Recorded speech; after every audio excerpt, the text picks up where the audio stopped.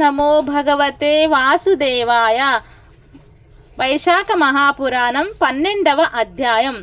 నారాయణం నమస్కృత్య నరం చైవ నరోత్తమం దేవీం సరస్వతిం వ్యాసం తతో జయమదీరయాత్. కుమార జననం. మన్మధుని దహించి శివుడు అంతర్ధానము చెందగా గిరిరాజపుత్రియగు పార్వతి నిరాశపడి ఏమి చేయవలనో తెలియని స్థితిలో నుండెను. భయపడిన తన కుమార్తెను చూసిన హిమవంతుడును భయపడి ఆమెను ఇంటికి చేర్చెను. పార్వతీయు పరమశివుని రూపమును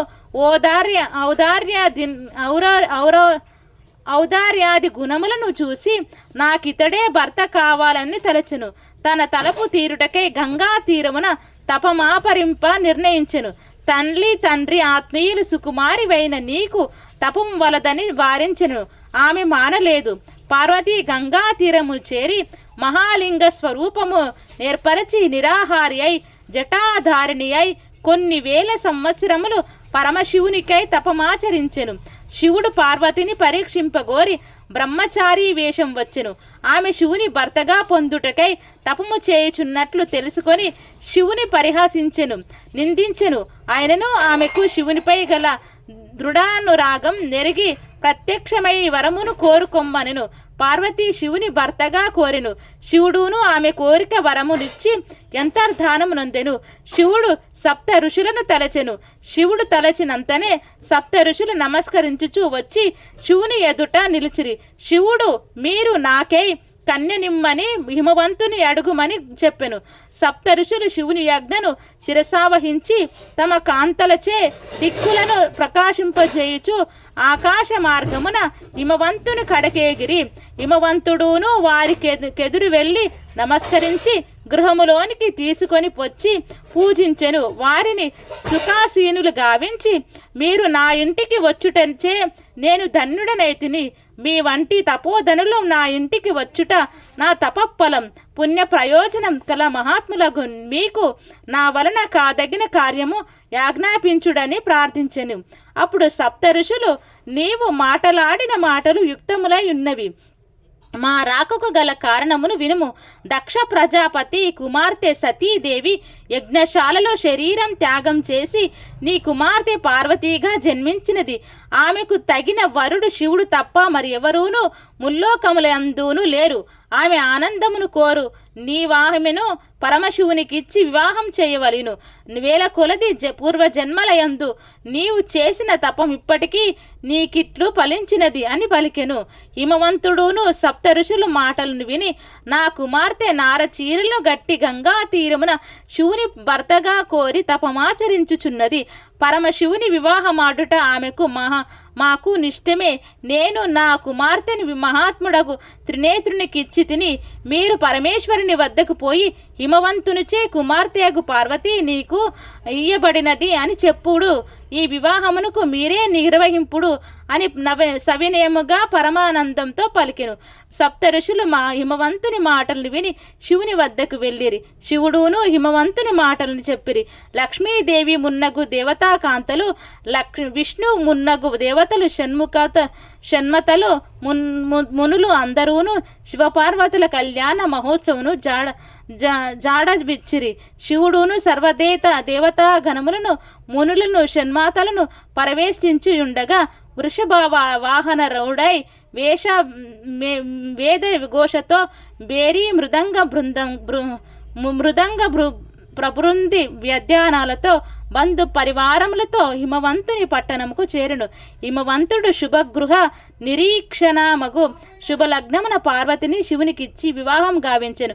వారి వివాహం ముల్లోకములకును మహోత్సవమయమై వివాహమైన తరువాత శంకరుడును పార్వతితో కలిసి లోక ధర్మానుసారముగా సుఖించుచుండెను. పగలు సర్వ సంపత్ సంపన్నమగు హిమవంతుని ఇంటను రాత్రులందు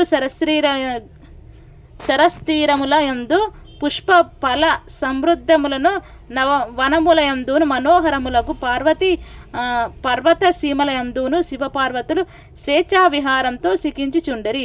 ఈ విధముగా కొన్ని వేల సంవత్సరములు గడిచినవి. ఇంద్రుడు శాసనమను అనుసరించి ఆ కాలమున సంయోగం ఏర్పడిన గర్భము మరలా సంయోగం స్రవించెడిది.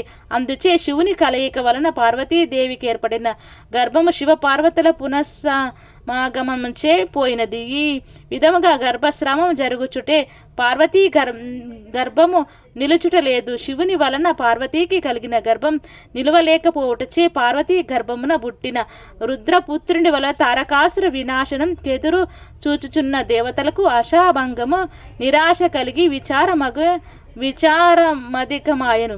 వారందరూ ఒక చోట కలుసుకొని పరమేశ్వరుడు నిత్యము రథాసక్తుడై ఉన్నాడు, అందువలన గర్భం నిలుచుట లేదు. కావున శివునకు పార్వతితో మరల కలియక లేకుండునట్లు చేయవలనని ఇట్లు చేయుటకు అగ్నియే తగిన వాడని నిశ్చయించిరి. అగ్నిహోత్రుని పిలిచి, అగ్నిదేవ, నీవు దేవతలకు ముఖం వంటి వాడవు, దేవతలకు బంధువువు. నీవు ఇప్పుడు శివపార్వతుల విహరించు చోటకు పొమ్ము. రథాంతమున శివుని దర్శించి శివపార్వతులకు మరల కలయిక లేకుండానట్లు వ్యవహరింపుము. వారికి పునఃసంగమం లేనిచో పార్వతీ గర్భము నిలుచును. రథాంతమున నిన్ను చూసి పార్వతీదేవి సిగ్గుపడి తొలగిపోవును. అందుకే వారికి మరలా పునఃసంగం ఉండదు. శివపార్వతుల రథాంతమున నీవు శివునికెదురు నిలిచి శిష్యుడవై వేదాంత విషయములను ప్రశ్నింపు. శివుడు నీ సందేహమును తీర్చును. ఈ విధముగానైనచో గర్భవతి అగు పార్వతి పుత్రిని ప్రసవించును. తారకాసురుడు రుద్రపుత్రునిచే నిహతుడగును. మన కష్టములు తీరునని దేవతలు అగ్నిని ప్రార్థించిరి. అగ్నియు దేవతల ప్రార్థన అంగీకరించి శివపార్వతుల చోటకు పోయెను. శివపార్వతుల సంగమున శివుని వీర్యము విముక్తము కాకుండగానే అగ్ని శివపార్వతుల వద్ద ప్రత్యక్షమాయను.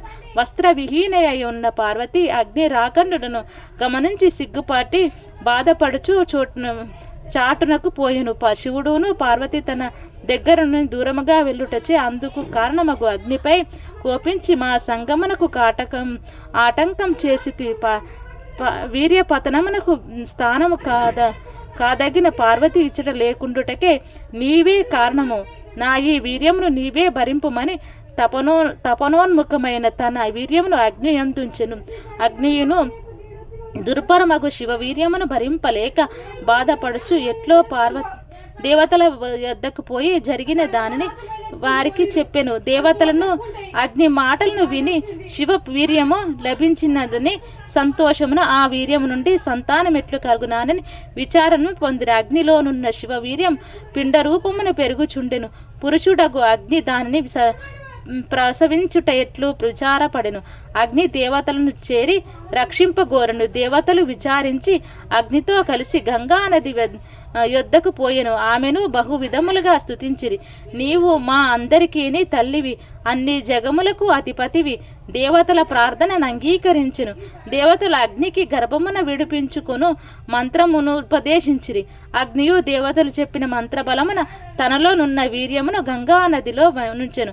గంగా నదియు కొన్ని మాసముల తర్వాత నా రుద్రవీర్యం భరింపలేకపోయెను. దుర్భరమగు ఆ శివవీర్యమును తన తీరముననున్న రోళ్ళ పొదల్లోనూ విడిచెను. రోళ్ళు పొదల్లో పడిన శివవీర్యం 6 విధములాయను. బ్రహ్మ పంపగా వచ్చిన షట్ కృత్తికా దేవతలు 6 విధములుగా నున్న ఆ రుద్ర తేజస్సు ఒకటిగా చేసిరి. అప్పుడు శివుడు తేజస్సు 6 ముఖములు కల పురుషాకారమై ఉండెను. 6 ముఖములు కల ఆ పురూపమనచటచే ఎవరి రక్షణ లేకున్నను పెరుగుచుండెను.